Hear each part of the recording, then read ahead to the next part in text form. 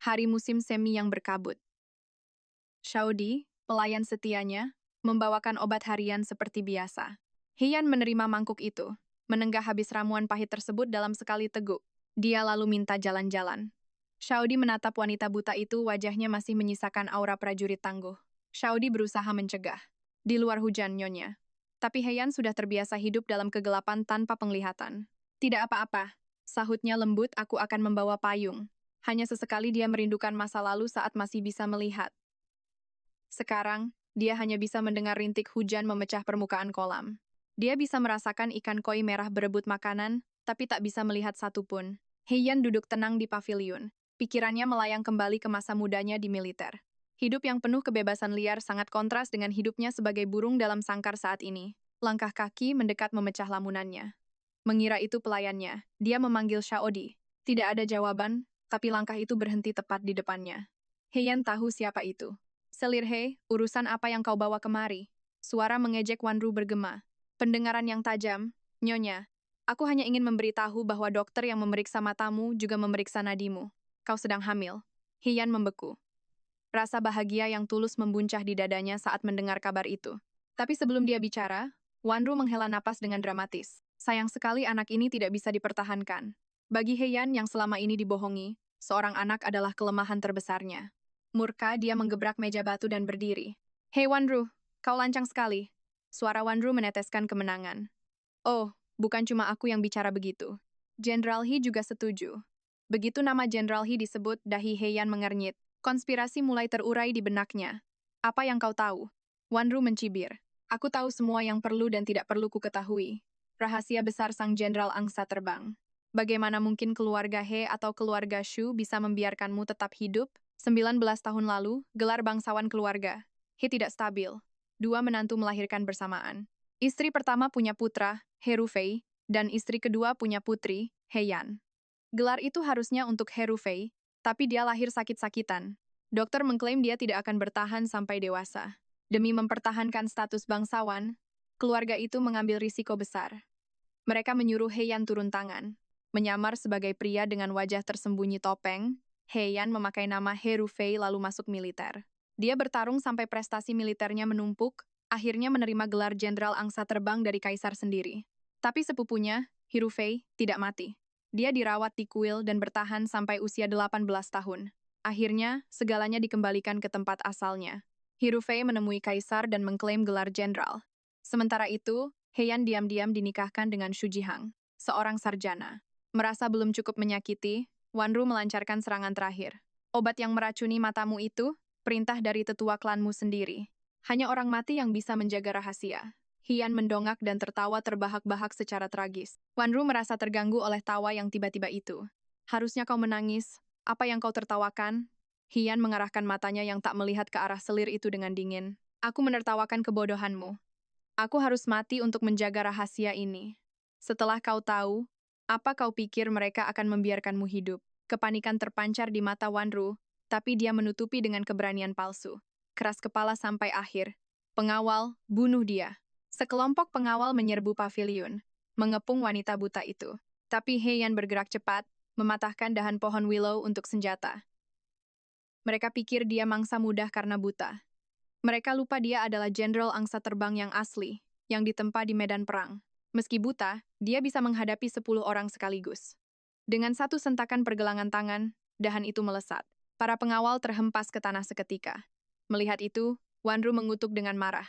Sampah tak berguna. Menghadapi wanita buta saja tidak becus. Hian berdiri tegak di tengah hujan, auranya meledak. Bahkan tanpa penglihatan, kalian tikus kecil bukan tandingan aku. Sesaat kemudian kepalanya berdenyut hebat. Dadanya sesak. Kelima inderanya tiba-tiba lenyap tak berbekas. Dia terhuyung. Batuk hebat mengeluarkan banyak darah gelap. Dalam kondisi linglung, dia akhirnya sadar. Teh jahe pemberian Shaudi ternyata beracun. Dia lumpuh total. Benar-benar tak berdaya. Cepat tangkap dia. Dasar kalian bodoh, pekik Wanru. Seseorang menjambak rambut Heian, menyeretnya ke kolam. Kepala itu ditenggelamkan dengan paksa. Air dingin merendam lehernya. Dia tak bisa bicara, tubuhnya tenggelam bagai batu. Saat ajal menjemput, seluruh hidupnya berkelebat di pelupuk mata. Saat gadis lain bermain dan dimanja, dia dibesarkan sebagai pria, berlatih bela diri di tengah hujan badai. Saat orang lain tidur hangat, dia belajar strategi militer di bawah temaram lilin. Mendaftar di usia 14, menghadapi pedang dan darah, namanya melambung di setiap medan laga. Momen minum dan bertarung bahu-membahu bersama prajurit adalah kenangan terindahnya. Dia hampir bisa mendengar lagu Mars dan dialek kawan yang membacakan surat dari rumah. Aku ingin pulang, batinnya. Tapi sepertinya aku tak punya rumah lagi. Saat terbangun, dia mendapati dirinya berada di tubuh seorang gadis muda. Gadis itu juga bernama Heian, putri manja yang lemah dari seorang kapten gerbang kota bernama He Sui. Menatap bayangan di cermin, dia tersenyum. Senang bisa hidup lagi. Senang melihat cahaya hari. Usai mencerna ingatan pemilik tubuh asli, dia mendengar bunyi ketukan ritmis dari luar. Dia mengambil payung dan melangkah keluar. Seorang bocah sebaya, berpakaian kumal, sedang membelah kayu. Itu He Yunsheng, adik laki-laki barunya. Dalam ingatannya, bocah ini punya temperamen buruk dan hubungan mereka sangatlah retak. Dia memperhatikan adiknya membelah kayu sejenak lalu mengerutkan kening. Kalau begitu, sampai malam tak akan selesai. He Yunsheng, tak sadar jiwa kakaknya telah tertukar. Langsung tersulut emosi. Kalau sakit, masuk saja ke dalam. Jangan keluar cuma buat cari ribut. Gara-gara kamu sakit dan buang uang, ayah harus kerja lembur. Kamu tak pernah pegang kapak seumur hidup. Jangan sok memerintah. Dia menunggu kakaknya mengamuk seperti biasa, namun di luar dugaan, He Yan tak memaki sedikit pun. Dia malah membungkuk, mengambil kapak itu dengan raut wajah serius. Lihat ini. Dengan satu ayunan bersih, kayu yang tadinya susah dibelah kini terbelah sempurna jadi dua. Jangan pegang dekat kepala kapak, pegang ujung gagangnya. Ikuti serat kayunya, itu hemat tenaga. He Yan memberi instruksi. Yun Sheng tertegun. Kakaknya tampak sangat berbeda pasca demam. Namun seketika itu, dia melihat darah merembes dari telapak tangan sang kakak. Amarah dan rasa kesal kembali muncul. Dia menuding kakaknya. Kamu sengaja melakukan itu. Ayah akan lihat tanganmu dan memarahiku saat pulang nanti. Hian pun tak kalah kaget. Cuma satu ayunan, tangan saya sudah melepuh dan berdarah. Sebegitu rapuhkah tubuh ini? Ya ampun, pikirnya. Cangkang lemah ini tak sanggup menopang jalan yang harus kutempuh. Baiklah, aku akan berlatih. Mulai dari nol. Pelayan King Mei jauh lebih panik. Dengan gugup, dia membawa Heian ke kamar dan panik membalut tangan dengan obat terbaik mereka. Esok paginya, Heian bangun sebelum fajar menyingsing. Saat King Mei merapikan kamar, dia melapor, Tuan sudah berangkat ke tempat latihan. Tuan muda sedang sarapan di aula. Heian menatap deretan kosmetik mewah di meja rias lalu menghela napas. Gaji kapten gerbang kota sangat kecil, namun rumah ini kelaparan hanya demi memanjakan Heian. Selain makanan pokok, semua uang habis untuk tumpukan bedak dan perona wajah ini. Kosmetik bekas tak bisa dijual, tapi tusuk konde perak ini bisa. Hian mengambil beberapa dan memberikannya. Bawa ini ke pegadaian. Kita sedang miskin. Kita tak bisa makan barang-barang ini. King Mei menurut, lalu menyajikan sarapan untuk Heian. Tak lama, Hian melihat Yun Sheng lewat dengan keranjang di punggungnya. Mau kemana kamu? Seru Heian. Yun Sheng mengangkat kapaknya dengan tidak sabar. Ke gunung untuk cari kayu, jelaslah.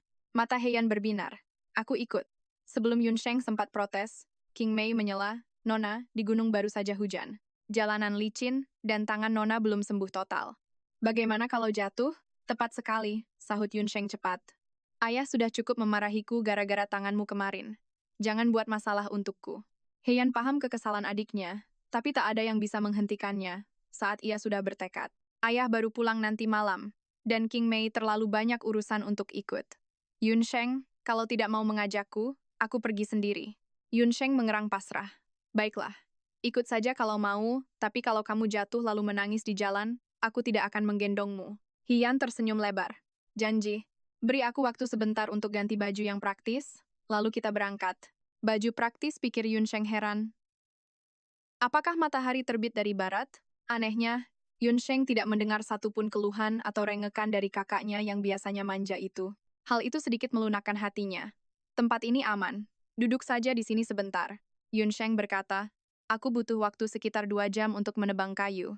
Hian mengangguk, melepaskan ikatan kain di punggungnya, lalu mengeluarkan kapak. Dengan gerakan yang gesit dan mantap, ia menebang dahan-dahan tebal. Yun Sheng sampai kaget setengah mati. Apakah ini benar-benar kakaknya yang lemah? Apa yang sedang kamu lakukan? Hian menatapnya datar. Membantumu. Tak lama, di bawah tatapan ngeri Yun Sheng, Heian menebang seikat besar kayu bakar sendirian. Saat istirahat, ia bahkan berbagi kue keringnya dengan Yun Sheng. Sesuatu yang tidak akan pernah dilakukan Heian yang lama dan egois. Melihat ketulusannya, Yun Sheng menerimanya. Merasa suasana canggung mulai mencair, Heian tersenyum. Apakah kamu menebang kayu setiap hari? Apa yang kamu lakukan sore harinya? Kamu tidak sekolah? Aku pulang buat kue jelai, lalu jual di jalan, jawab Yun Sheng santai. Sekolah tidak mungkin. Kita tidak punya uang perak. Aku biasanya ke lapangan bela diri setiap hari. Setelah lolos seleksi, aku bisa masuk pengawal kota, mungkin perlahan naik jadi kapten. Tidak mungkin aku bisa jadi orang hebat seperti General Flying Goose. Meski nama belakang kita sama, dia jauh lebih keren dariku. Kamu kenal General Flying Goose? Yun Sheng menatapnya aneh. Siapa di Kekaisaran Great Wei yang tidak kenal? Dia di utara, Xiao di selatan. Berkat General Flying Goose dan General Wind and Cloud, kita bisa hidup damai. Yah, kamu tidak akan jadi orang hebat hanya dengan menebang kayu dan jualan kue. Begini saja mulai besok, aku akan ikut menebang kayu dan jualan bersamamu. Yun Sheng ngeri. Apa kamu gila? Apa demam itu membakar otakmu? Tanpa penjelasan, Heian berdiri. Kalau sudah selesai makan, ayo kerja lagi. Hari makin siang. Sore itu, mereka membuka lapak di West Street untuk menjual kue jelai. Yun Sheng tidak ingin kakaknya melakukan pekerjaan kasar di depan umum, tapi Heian tak peduli. Pikirannya terputus oleh suara yang menjijikkan. Wah, bukankah ini Nona He yang tertua? Lama tidak jumpa. Heian mendongak melihat pria bermuka licik yang datang dengan gaya sok akrab. Aduh, jualan kue bareng tuan muda. Pasti melelahkan untukmu. Heian menatapnya kosong, tapi Yun Sheng murka. Wang Jugui, jauhkan dirimu dari kakakku. Wang mencibir bocah itu. Dek, kakakmu saja tidak keberatan. Kenapa kamu yang menyalak? Ia menoleh kembali ke Heian, mengeluarkan kotak kecil dengan senyum berminyak. Nona He, aku beli perona ini untukmu beberapa hari lalu. Maukah kamu kehormatan menemaniku jalan-jalan musim semi di Sungai Sichuan? Heian menjawab datar, aku harus jualan kue. Berikan saja peronanya pada orang lain. Wang Jugui membeku. Dulu, demi mendapatkan hadiah gratis, Hian akan memanggilnya kakak Jugui dengan manis. Hari ini, ia benar-benar acuh. Merasa dipermalukan, ia mencibir. Apa? Nona masih mengharapkan Tuan Muda Fan? Pria itu mau menikah? Kenapa masih repot-repot? Belum sempat dia bicara, Yun Sheng menerjang maju dan menghantam wajahnya, membuatnya tersungkur jatuh. Malu karena dijatuhkan anak kecil, Wang menatap Heian dengan kesal. Dia berharap Heian meminta maaf atas kelakuan adiknya. Tapi Heian malah terlihat geli. Wang Jugui pun bingung. Kakak beradik ini biasanya saling membenci. Kalian lihat saja, teriak Wang. Sementara itu, Hian melihat adiknya yang sangat protektif dan sadar dia punya bakat besar. Dia tidak seharusnya berjualan kue. Dia butuh masuk akademi bela diri. Pukulanmu tadi tidak buruk, ujar Heian sambil berpikir. Tapi kuda-kudamu tidak stabil. Kamu harus latihan kuda-kuda di rumah. Yun Sheng memutar bola matanya. Kamu bukan instruktur bela diri. Hian tidak mendebat. Dia malah mengalihkan topik. Siapa sebenarnya Tuan Muda Fan ini? Yun Sheng melotot padanya. Masih berani bertanya? Kamu pikir bisa menikah dengan keluarga kaya, tapi dia cuma mempermainkanmu. Anak orang kaya selalu begitu. Dia akan menikah, dan kamu malah mogok makan karenanya? Hanya dengan beberapa kata, Heian langsung paham situasinya. Heian yang asli jatuh cinta pada orang brengsek, menyiksa diri sampai mati. Kita punya kesamaan, pikirnya getir sama-sama buta melihat sifat asli orang di sekitar. Selama beberapa hari berjualan kue, dia juga mengumpulkan rumor tentang kehidupan masa lalunya. Kabar yang beredar, istri pertama keluarga Shu meninggal karena tenggelam secara tidak sengaja. Suaminya, Shu Jiheng, dikabarkan sakit parah karena sedih. Rambut kepala keluarga He memutih dalam semalam. Dan Jenderal Angsa Terbang He Rufei secara pribadi mengurus pemakaman sepupu kesayangannya. Kebenaran itu terkubur sempurna. He Yuan Sheng, He Yuan Liang, He Rufei, Shu Juheng, He Wan Ru.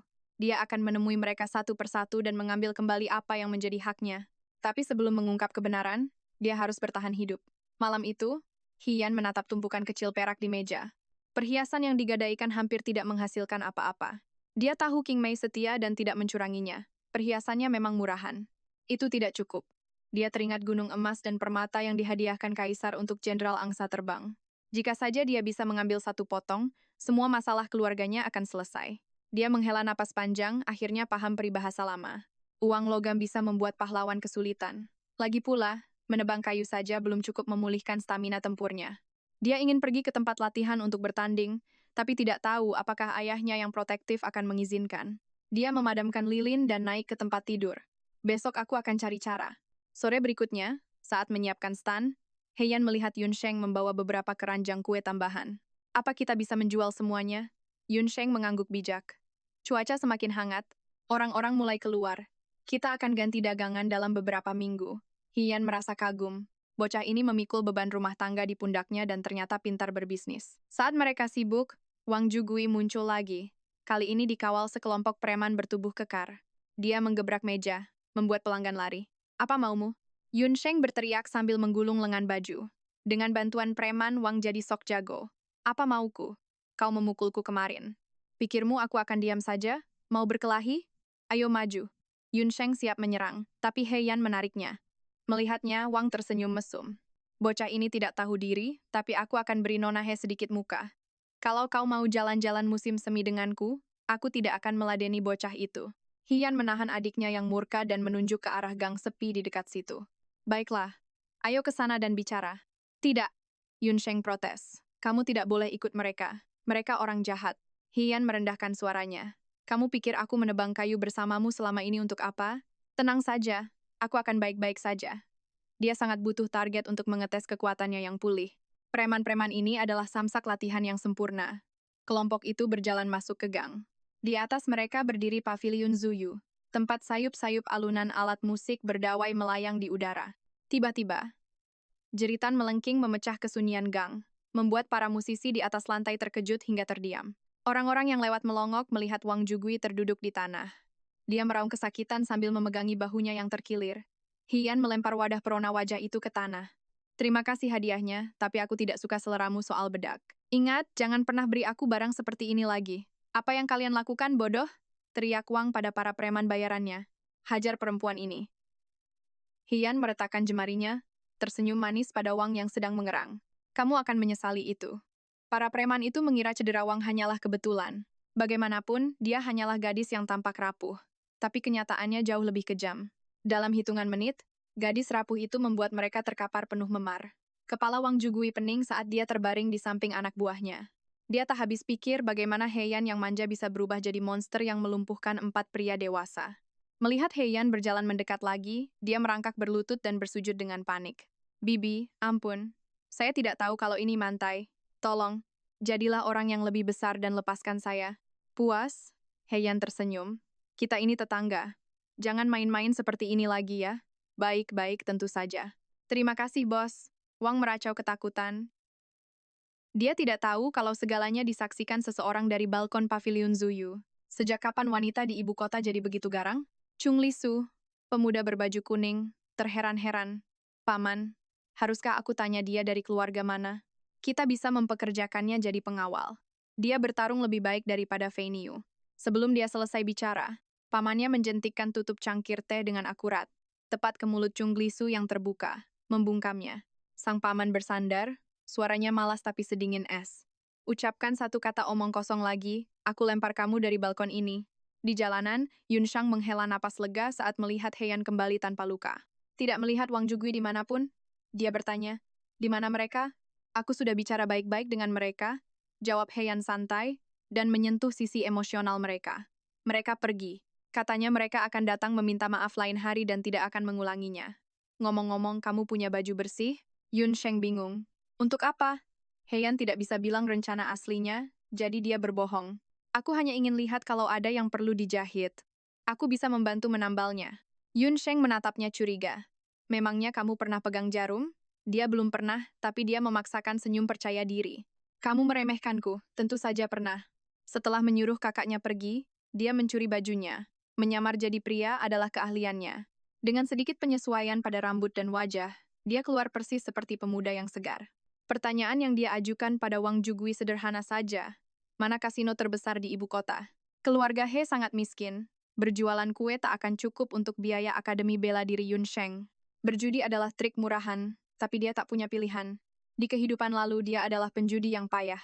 Dulu saat jadi nyonya keluarga Shu, dia kalah 9 dari 10 kali main kartu daun dengan para bangsawan. Namun, setelah kehilangan penglihatan, pendengarannya jadi luar biasa untuk menavigasi dunia. Untuk melatih telinganya mengenali lokasi lewat suara, dia menggunakan dadu. Dadu lebih simpel dari kartu, tapi tabrakan halus di dalam cangkir butuh konsentrasi tinggi untuk ditebak. Sekarang pendengarannya tak tertandingi. Saat masuk ke kasino Leighton, baju lusuhnya mengundang cemoohan. Seorang pelanggan mendorongnya. Kalau tidak mau judi, bocah, menyingkir. Heian menggoyangkan kantong koinnya, merendahkan suara, dan berkata, "Aku berjudi." "Nak, sepertinya uangmu tidak banyak," saran seseorang. "Kalau kalah, tidak ada yang akan mengembalikan uangmu." Dia tersenyum. Hanya main untuk bersenang-senang. Kalau ayah dengar, dia pasti menangis darah, pikirnya. Ini seluruh tabungan hidup kita. Gemerincing dadu berhenti. Bandar membanting cangkirnya. Hian memasang taruhan. Penonton menahan napas. Semua terkejut, si bocah miskin itu menang. Lalu dia menang lagi. "Kamu cukup beruntung, anak muda," gumam seorang penjudi. "Ambil uang itu dan beli baju yang layak." Tumpukan perak didorong ke arah Heyun. Dia tersenyum, lalu mendorong seluruh tumpukan itu kembali ke meja taruhan. Lagi, berbekal pendengaran supernya, Heyun bermain seolah kerasukan dewa kekayaan. Dia menang telak di setiap ronde. Tak lama, tumpukan perak dan uang kertas menggunung di depannya, membuat ejekan para lawan berubah jadi dengki. Saat lonceng penjaga malam terdengar, Heyun mengemas kemenangannya, siap untuk pergi. Tiba-tiba seorang pria tua berjanggut panjang berseru, "Tuan muda, satu permainan terakhir, mari ubah aturannya. Jangan bertaruh besar atau kecil lagi. Anda tampak ahli. Ayo tebak angka pastinya. Jika Anda menang, semua permata dan uang di meja ini jadi milik Anda." Hiyun melirik batangan perak yang berkilauan itu. "Setuju." Penonton menjadi liar, mulai memasang taruhan sampingan mereka sendiri.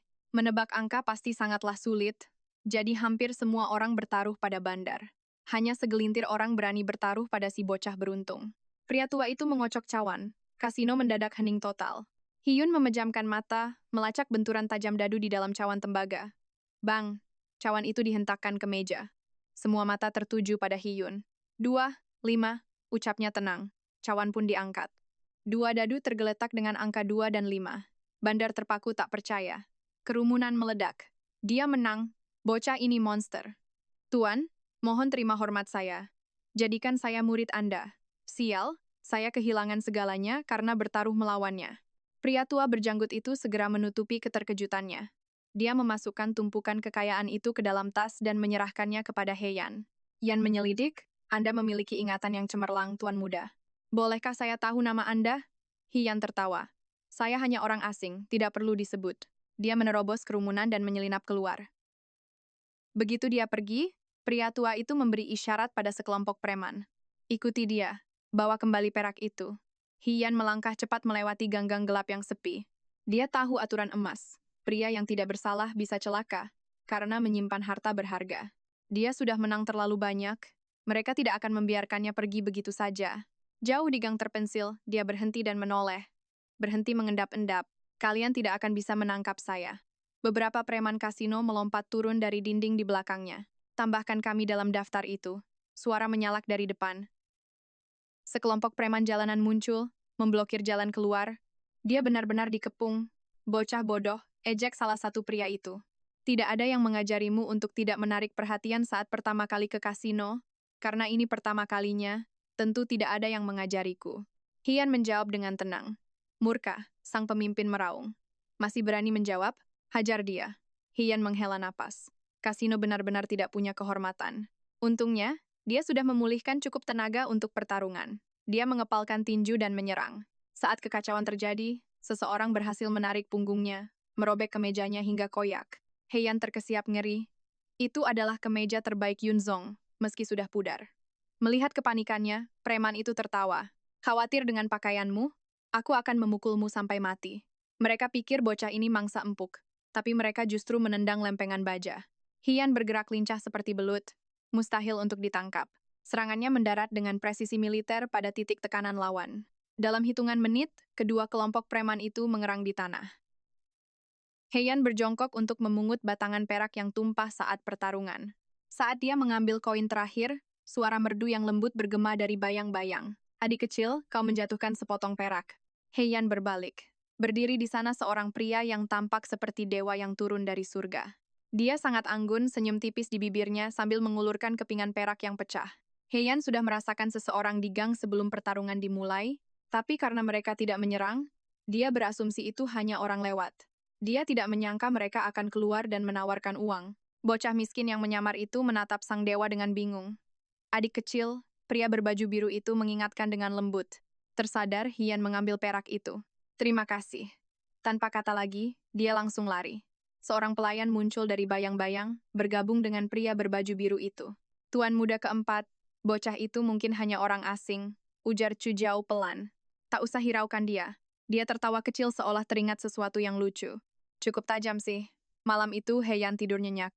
Ia bermimpi tentang kehidupan lamanya di kamp militer, main dadu dengan para prajurit. Ia kalah telak. Jenderal, kau kalah lagi. Salah satu pria tertawa terbahak-bahak. Apa kau tidak menang sekalipun malam ini? Keahlian judimu payah. Enyahlah. Prajurit lain menimpali. Belum dengar pepatahnya? Sial dalam asmara. Beruntung di meja judi. Karena keberuntungan judi sang jenderal sangat buruk, ia pasti jadi penakluk sejati di medan perang asmara. Tahu apa kau, dasar bujang tua? Dalam mimpi, Hian tertawa lepas. Ia terbangun saat seseorang mengguncang tubuhnya. Itu King Mei. Nona, apa yang sedang Anda impikan? Anda tertawa begitu bahagia. Heian tidak menjawab. Meski mimpi itu membuatnya merasa agak melankolis, ia meregangkan otot. Benar-benar hari musim semi yang indah. Tiba-tiba, gedoran keras menggetarkan pintu depan. Heian, Yun Sheng berteriak marah. Matahari sudah tinggi. Kita jadi pergi atau tidak? Aku datang, aku datang. Tunggu sebentar.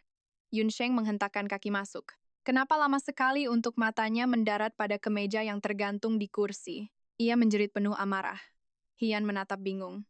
Ada apa? Yun Sheng menunjuk sobekan besar di kemejanya dengan jari gemetar. Inikah caramu menambal pakaian? Air mata kesal menggenang di matanya. Kau tahu ini satu-satunya kemeja panjangku? Apa yang harus kupakai sekarang? Itu salah paham. Hian mencoba menenangkannya. Dengar dulu. Apalagi yang mau dijelaskan? Melihat bocah tangguh itu menangis, Heian melembutkan suaranya. Kalau rusak, kita beli yang baru. Kita pergi ke penjahit terbaik di ibu kota dan buatkan kemeja baru, yang ada bordirannya. Jangan menangis, aku tidak sengaja. Yun Sheng terisak. Mudah bagimu bicara, kita tidak punya uang. Siapa bilang tidak? Hian menyeringai dan membuka peti kayu di meja. Kita punya banyak perak. Mata Yun Sheng membelalak kaget. Di mana? Dari mana kau dapatkan ini? Ia menatap perak, ke meja robek, lalu ke kakaknya. Pikiran mengerikan terlintas di benaknya. Jangan-jangan dia menjual dirinya? Hian menyentil dahinya. Berhenti berpikir macam-macam. Aku pakai bajumu ke kasino semalam. Menang beberapa ronde. Seseorang mencoba cari masalah dan bajumu robek saat keributan. Karena kita sudah punya uang, kita tidak perlu jualan kue hari ini, tegas Heian. Apa kau mau mendaftar ke Akademi Yun Sheng? Siangnya, Heian memakai topi bambu berkerudung, dan mereka berdua menuju tempat latihan ibu kota. Begitu masuk, Heian terpaku pada tempat itu. Ia belum pernah ke tempat latihan ibu kota di kehidupan sebelumnya. Melihat rak senjata, kenangan membanjiri pikirannya. Dulu ia punya pedang tiada tanding bernama Green Wolf. Pedang itu bisa membelah besi semudah memotong lumpur. Tapi ia tidak diizinkan membawanya saat menikah. Saat mengunjungi keluarga He setelah pernikahan, ia melihat Green Wolf tergantung di pinggang He Rufeng. Saat ia bertanya, para tetua keluarga ikut campur. Rufeng sekarang General Flying Goose. Kalau dia tidak punya pedang itu, orang akan curiga. Lagi pula, kau kan sudah jadi wanita. Kau tidak butuh itu lagi. Hei, ada apa? Yun Sheng bertanya, memperhatikan raut wajahnya yang gelap. Wajahmu terlihat buruk. Heian tersadar dan tersenyum. Tidak ada apa-apa. Ia segera menambahkan, ingat, saat ketemu ayah, kau jangan bocorkan soal kasino. Yun Sheng tidak sepenuhnya mengerti, tapi ia mengangguk. Mereka berjalan menuju lintasan kuda. Sebelum mendekat, mereka mendengar keributan. Ayah mereka, He Sui, sedang menunggang kuda mencoba berpacu dengan bangsawan muda berpakaian mewah. Sekelompok pelayan penjilat bersorak di pinggir. Tuan muda hebat sekali, menang 3 kali berturut-turut. He Sui hampir jatuh, sementara bangsawan muda itu terus sengaja mengarahkan kudanya untuk menabrak kuda He Sui, jelas ingin menjatuhkan pria tua itu. Jantung Yun Sheng seolah melompat. Ayah, teriaknya. Kuda He Sui mengamuk cukup lama sebelum akhirnya tenang. Bangsawan itu turun dari kuda dengan tatapan angkuh. Baiklah, ronde ini berakhir. Kapten He, kemampuanmu payah. Jinak kuda saja tidak bisa. Tapi setidaknya ada peningkatan. Untung kau tidak jatuh dan terinjak kali ini. Dia melemparkan kepingan perak ke tanah dengan santai. Ini upah untukmu. Meski sangat menghina, He Sui membungkuk dalam, mengabaikan tatapan mengejek orang-orang, lalu memungut perak dari tanah. Dia harus menabung untuk mahar putrinya dan biaya sekolah putranya. Karena tidak punya keahlian lain, dia menjual harga diri untuk menghibur anak orang kaya demi koin. Yun Sheng belum pernah melihat ayahnya serendah itu. Dia meraung marah. Ayah, kenapa kau berterima kasih padanya? Tidak lihat dia mempermainkanmu? Tuan Muda Jiao menatap bocah yang murka itu dengan geli. Tadinya aku ingin menyuruh ayahmu balapan lagi, tapi aku berubah pikiran. Kau saja yang balapan. Jika kau menang, ku beri 1 keping perak lagi. Hisui segera melindungi putranya sambil tersenyum meminta maaf. Putraku belum pernah naik kuda. Tuan Muda, biarkan aku saja yang terus berlatih dengan Anda. Namun Jiao bersikeras, dia terus mendesak agar Yunsheng yang naik. Suasana tegang itu terpecah oleh suara yang jernih. Bagaimana kalau aku saja yang balapan melawanmu? Jiao mengernyit. Siapa kau? Aku, Hian menjawab dengan tenang. Hanya seorang penjinak kuda. Kepercayaan dirinya mengejutkan Hesui, yang segera berbisik tajam. Yan, omong kosong apa yang kau ucapkan. Tapi Heian terus menatap Jiao. Apa kau bersedia, Tuan Muda? Ingin terlihat ksatria, dia berpura-pura cemas. Nona, kuda itu ganas. Aku akan sangat sedih jika kau terluka. Dia melompat ke atas kuda liar itu. Si binatang langsung berdiri dengan kaki belakang sambil meringkik marah. Yan, turun! Hesui berteriak ketakutan. Kau bisa jatuh. Apa kau ingin mati? Bukannya panik. Heian mencengkeram surai kuda, membisikkan sesuatu di dekat telinganya. Ajaib, kuda liar itu berhenti mengamuk dan berdiri diam, patuh seperti kucing. Kerumunan pun terpaku. Tuan Muda Jiao tertawa, menutupi rasa terkejutnya. Aku tidak menyangka nona muda ini seorang ahli. Baiklah, aku akan balapan denganmu. Dia menaiki kudanya dengan gaya yang terlatih. Heian tersenyum tipis di balik cadarnya. Kalau begitu, hati-hati Tuan Muda. Dengan sekali tepuk di pinggul kuda, dia melesat pergi, meninggalkan kepulan debu di belakangnya. Hisui ternganga. Apakah ini benar-benar putriku yang lemah dan rapuh? Dia menoleh ke Yunsheng. Yunsheng mengangkat tangan. Jangan lihat aku. Aku tidak tahu kapan dia belajar menunggang kuda. Kuda liar yang tadinya tak bisa dijinakkan itu bergerak seperti angin di bawah kendali Heian. Jiao tertinggal jauh. Kesal karena kalah dari seorang wanita, dia mencambuk kudanya dengan kasar. Binatang itu melesat maju, menutup jarak. Kau harus berusaha lebih keras, Nona. Jiao tertawa penuh kemenangan. Kau sangat berani, Tuan Muda. Hian membalas dengan pura-pura kagum. Ini pertama kalinya seseorang berhasil menyusulku. Sambil bicara, dia santai mengeluarkan tongkat kayu dari pinggangnya.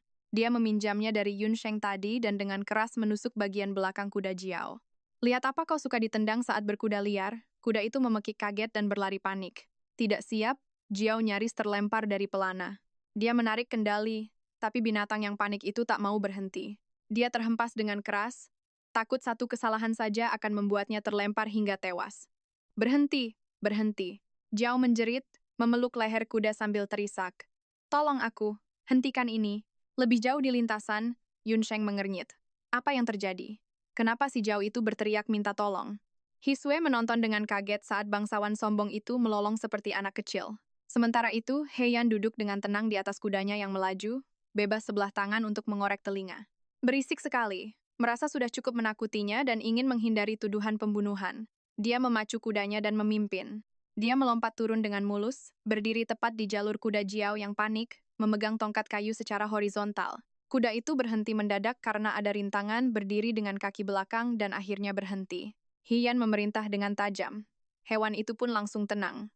Dia menatap pria yang menangis terseduh di atas pelana. Baiklah, kau bisa turun sekarang. Heian menahan tawa memasang wajah menyesal. Astaga, itu tadi menakutkan sekali. Ini semua salahku. Andai aku tidak memaksa balapan, kau tidak akan ketakutan. Maafkan aku. Dasar binatang pengkhianat! Zhao berteriak, kau hampir membunuhku. Aku akan mencincangmu dan menjadikannya dendeng. Ini kuda yang bagus, ucapnya dingin. Berpikirlah 2 kali, Tuan Muda. Zhao mencibir. Ini kudaku. Aku bisa berbuat sesukaku. Aku akan membunuhnya sekarang juga. Pegang dia. Dia menarik belati dari pinggangnya. Hian menggenggam erat tongkat kayunya. Dia mengangkat belati, membidik leher kuda itu. Plak! Sesuatu menghantam pergelangan tangan Zhao dengan keras. Belati itu jatuh berdentang ke tanah. Zhao melompat kesakitan sambil memegangi tangannya yang memar. Berteriak, siapa yang melempar itu? Aku. Hian merasakan sengatan pengenalan saat mendengar suara itu. Dia menoleh dan melihat 2 sosok berkuda mendekat. Salah satunya adalah pemuda berbaju kuning dari Paviliun Zuyu. Satunya lagi adalah Panglima tertinggi Angkatan Darat Kanan Kekaisaran Wei Agung, Shao Jue. Kenangan membanjiri pikiran Heian. Bertahun-tahun lalu di musim semi, seorang pemuda tampan pernah menatapnya dari dahan pohon dengan wajah kesal, namun tetap memesona. Shao Hui, dengan nama kehormatan Hui Jin, mantan rivalnya, teman sekelas lamanya, dan kini sang jenderal angin dan awan yang legendaris. Hian segera menunduk, membiarkan cadar bambu menutupi wajahnya. Di sampingnya, Yun Sheng terkesiap tak percaya. Dia baru saja bertemu pahlawannya. Tuan muda Zhao yang sombong, yang sedari tadi pamer, tiba-tiba berubah jadi anjing penurut. Panglima Shao, maafkan ketidaksopanan saya. Shao Jue duduk tegak di atas kudanya, menatap Zhao dengan ketidakpedulian yang dingin. Berapa kau membayar kuda ini? Zhao bingung tapi menjawab jujur. 30 tael. Shao Jue melemparkan 2 batang perak ke tanah. Zhao melambaikan tangan dengan panik, tersenyum lebar. Panglima Xiao, tidak perlu. Kalau Anda mau kudanya, saya berikan saja. Shao Jue bahkan tidak meliriknya. Aku tidak menerima pemberian cuma-cuma. Hian baru saja merasa lega saat Yun Sheng berlari maju dengan mata berbinar menatap Shao Jue. Terima kasih telah menyelamatkan kuda ini, Jenderal. Menyelamatkan nyawa itu lebih baik daripada membangun pagoda 7 lantai. Anda luar biasa. Hian meringis dalam hati. Yun Sheng, kalau mau memuji pahlawanmu, bukan begitu caranya. Shao Jue pasti akan mengejekmu habis-habisan. Shao Jue yang dia kenal sangat tajam dalam berbicara. Namun anehnya, Shao Jue tidak melontarkan sindiran apapun. Dia hanya menatap anak itu dan bertanya, apakah kau menyukai kuda ini? Ya. Yun Sheng menjawab jujur. Ini milikmu, kata Shao Jue. Yun Sheng terlalu terkejut untuk bicara. Sebelum dia bisa berterima kasih dengan benar, Shao Jue dan rekannya berbaju kuning sudah pergi berkuda. Yun Sheng menatap mereka dengan takyub. Hian berjalan mendekat dan menepuk bahunya. Kembali ke dunia nyata.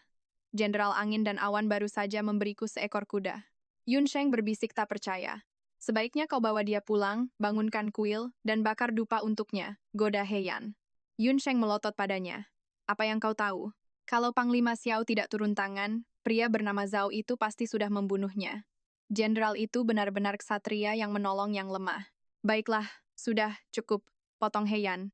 He Sui, yang akhirnya pulih dari rasa kagetnya, bergegas mendekat. Yan Yan, kapan kau belajar berkuda? Kau membuat ayahmu hampir mati ketakutan. Dan kenapa kau memakai cadar? Hian berbohong dengan wajah datar. Aku belajar sedikit dari seorang teman. Soal cadar, ini tren terbaru di ibu kota. Bukankah terlihat cantik, ya? Seperti ayah yang penyayang. He Sui percaya begitu saja. Ya, sangat cantik. Yun Sheng memutar bola mata. Aku tidak percaya dia termakan alasan konyol itu. Aku seharusnya sudah terbiasa dengan standar gandanya. Di tempat lain di lapangan latihan, Shao Jue dan Cheng Li Sui sedang berkuda pergi. Itu lucu sekali. Cheng Li Sui tertawa kecil. Gadis berkuda itu diam-diam menusuk kuda pria lain supaya lari kencang. Seru sekali. Dia menunduk. Sayang sekali, aku tidak lihat wajahnya. Kita balik lagi saja. Xiao Jue tetap acuh tak acuh. Kamu saja yang balik. Dia langsung menunduk setelah melihatmu. Mungkin dia pemalu. Li Sui mendesah dramatis. Tadi ada gadis melawan preman. Sekarang gadis ahli menjinakkan kuda liar. Kenapa aku tidak bisa ketemu satu pun? Xiao Jue menatap keponakannya yang merengek. Kalau kamu tidak diam, aku kirim kamu balik ke keluarga Cheng. Li Sui langsung cemberut. Jangan begitu. Kamu kan paman aku. Kamu tidak boleh menelantarkan aku. Saat berkuda, mereka melihat beberapa pria berdiri di dekat rak senjata. Dipimpin oleh pria anggun berbaju biru. Bukankah itu Chu Zhao, tuan muda keempat dari kediaman Shi Jin, gumam Li Sui. Sedang apa dia di sini? Li Sui tersenyum lebar. Saudara Zelan, ada perlu apa ke tempat latihan? Chu Zhao membalas dengan anggun. Cuma jalan-jalan. Tidak menyangka bertemu Komandan Xiao dan tuan muda Cheng. Apa kalian sedang menikmati udara musim semi? Tentu saja. Li Sui tertawa. Sayang kalau cuaca indah begini disia-siakan. Kami permisi dulu. Sepanjang percakapan, Xiao Jue tidak bicara sepatah kata pun pada Chu Jiao. Setelah mereka pergi, pelayan Chu Jiao mendengus. Jenderal Angin dan Awan itu sangat tidak sopan. Chu Jiao melambai. Biarkan saja. Dia kan Xiao Huaijin. Dia menatap jalur kuda yang kosong, teringat balapan yang baru saja disaksikannya dari jauh. Tawa kecil lolos dari bibirnya saat kepingan teka-teki mulai tersusun di kepalanya. Saat makan malam, Hi Sui akhirnya ingat untuk bertanya mengapa anak-anaknya datang ke tempat latihan. Putrinya tidak pernah mengunjungi tempat seperti itu. Aku ingin bicara soal Yun Sheng, kata He Yan. Dia sudah cukup umur untuk masuk akademi bela diri. Latihan di rumah tidak sama dengan punya guru asli. Akademinya sedang buka pendaftaran. Bagaimana menurut ayah? Hisui menatap putranya dengan rasa bersalah, lalu berdeham. Yan Yan, ayah juga memikirkan itu. Kita sedang kekurangan uang. Begitu gaji ayah turun, ayah akan pinjam sisanya dan jangan khawatir soal uang. Sela Yunsheng dengan bangga. Dia berdiri dan membawa kotak kayu. Saat dibuka, kilauan perak di dalamnya hampir membutakan mata Hisui. Yan, dari mana asalnya ini? Hisui tergagap. Hian tidak berkedip. Yunsheng pergi ke kasino Lutong dan menang banyak. Yunsheng menyemburkan buburnya ke meja. Dia menoleh ke kakaknya, siap berteriak karena dikhianati, tapi Heian hanya mengedipkan mata. Keberuntungannya luar biasa. Lanjut Heian dengan tenang. Baru pertama kali main langsung menang besar. Aku sudah hitung. Cukup untuk biaya sekolah dan makan kita bertahun-tahun. Mulut Yunsheng terbuka dan tertutup tanpa suara. Mau bilang apa lagi? Bahwa kakaknya yang berjudi? Ayah tidak akan percaya. Mengingat kakaknya melakukan ini demi sekolahnya, dia mengertakkan gigi. Baiklah, aku yang tanggung jawab, aku berutang padanya. Dia membusungkan dada menatap ayahnya. Benar, aku yang menang. Ayah, pakai saja uangnya untuk biaya sekolah. Hisui menatapnya dengan wajah gelap. Kamu ke kasino dan menang ini? Iya, kata Yunsheng. Tidak sadar badai akan datang. Baru pertama kali? Iya. Hisui meledak. Dia membanting mangkuknya, mengambil pemukul cucian, dan mengaum. Anak tidak berbakti. Ayah banting tulang untuk memberimu makan. Kamu malah berjudi? Bagaimana kamu menghadapi mendiang ibumu? Yunsheng menjerit dan lari mengelilingi meja, menghindari pukulan. Ayah, kita miskin. Aku cuma mau bantu, lagi pula ibu tidak akan tahu kalau ayah tidak bilang. Berani membantah? Hisui mengejarnya ke halaman. Di mana kamu belajar jadi orang sesat? Ayah patahkan kakimu.